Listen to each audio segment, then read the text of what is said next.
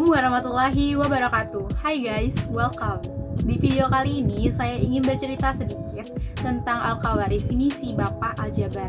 Tapi sebelum lanjut ke ceritanya, kenalin terlebih dahulu karena tak kenal maka tak sayang, udah sayang malah digosting. Saya Putri Patricia dari Fakultas Keguruan dan Ilmu Pendidikan, Program Studi Pendidikan Matematika dari Universitas Hingga Perbahasa Karawang dengan NPM 20106310 kelas 2B. Oke, nggak usah lama-lama lagi, langsung aja ini dia cerita tentang Al-Khawarizmi si Bapak Al-Jabar.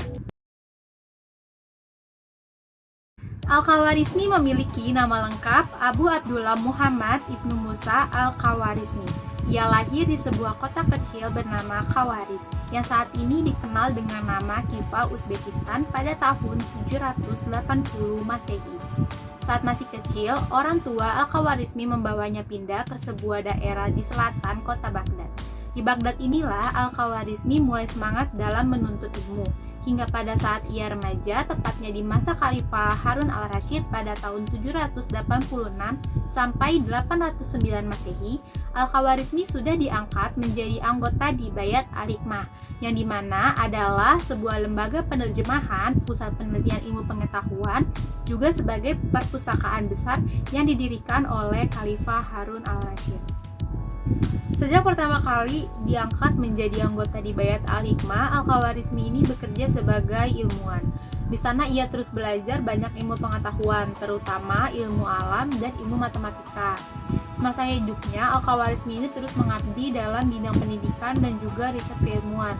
Hal ini yang membuatnya sangat terbuka kepada sumber-sumber ilmu pengetahuan dari manapun, baik itu dari Yunani, India, bahkan Romawi. Nah, keterbukaannya dalam mengadopsi ilmu-ilmu pengetahuan dari manapun inilah yang membuat Al-Khawarizmi melahirkan banyak karya. Nah, karya yang terbesarnya adalah tentang Al-Jabar. Dalam bukunya yang berjudul Al-Kitab Al-Mukhtasar fi Hisab Al-Jab wal Muqabalah, yang menjadi pondasi penting dalam Al-Jabar di era modern. Nah, Al-Jabar sendiri adalah materi yang banyak dipelajari di dunia bahkan sampai saat ini. Karyanya ini tidak terlepas dari pemikiran ilmuwan Yunani yang bernama Diopantus. Berawal dari karya Diopantus tersebut, Al-Khawarizmi mulai menemukan permasalahan dan kesalahan yang cukup sulit untuk dipahami. Dari situlah Al-Khawarizmi mulai memperbaiki dan menyempurnakan Al-Jabar. Ia mengembangkan tabel rincian trigonometri yang memuat fungsi sinus, kosinus, tangen, kotangen, dan juga konsep diferensiasi. Karena penemuannya inilah Al-Khawarizmi pun dinobatkan sebagai Bapak Al-Jabar. Bahkan pemikir-pemikir barat pun mengakui.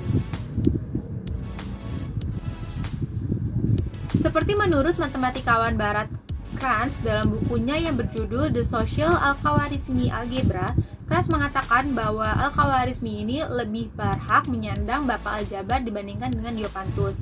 Al-Khawarizmi juga menjadi orang pertama yang mengajarkan Al-Jabar dalam bentuk elementer. Bukan cuma itu, ia juga dikenal sebagai peletak rumus ilmu ukur dan penyusun daftar logaritma serta hitungan desimal.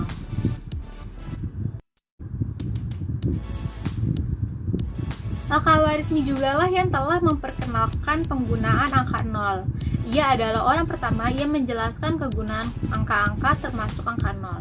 Nah, karyanya dalam bidang aritmatika ini tertuang di dalam bukunya yang berjudul Al-Jam wal Tafriq bi Hisab Al-Hin. Di dalamnya Al-Khawarizmi menjelaskan tentang penjumlahan dan pengurangan berdasarkan kalkulasi Hindu. Al-Khawarizmi memperkenalkan penggunaan angka Hindu mulai dari 0 sampai 9, dan ia juga membahas sejarah angka-angka. Melalui buku-buku karya pemikiran Al-Khawarizmi inilah, orang-orang Eropa mulai belajar menggunakan angka 0 untuk memudahkan menghitung kelipatan. Bukan hanya Al-Jabar, Al-Khawarizmi juga memperkenalkan konsep algoritma, yang dimana pengaruhnya sangat besar untuk perkembangan teknologi hari ini. Nah, karena semua karyanya dalam bidang matematika sangat berpengaruh bagi peradaban umat manusia, Al-Khawarizmi pun dinobatkan sebagai Bapak Matematika. Begitulah kiranya sedikit gambaran tentang Bapak Matematika kita ini. tentunya Al-Khawarizmi dapat menyalurkan karya-karyanya yang sangat berpengaruh bagi kehidupan manusia ini didasari dengan rasa ingin tahu dan keterbukaannya terhadap pemikiran-pemikiran asing. Oke, itu dia sedikit gambaran tentang biografi dan kontribusi Al-Khawarizmi dalam dunia ilmu pengetahuan, khususnya matematika. Tentunya saya sebagai salah satu mahasiswa matematika sangat bangga kepada beliau yang sudah berkontribusi terhadap ilmu pengetahuan, khususnya di bidang matematika. Semoga perjuangan beliau terhadap pengetahuan membuat kita semangat lagi dalam belajar dan mengembangkan potensi yang kita miliki.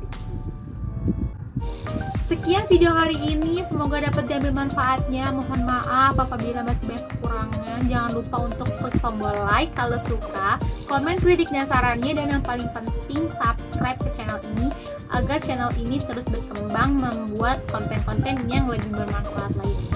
Salam online, saya Putri Patricia. Wassalamualaikum warahmatullahi wabarakatuh. Thanks for watching.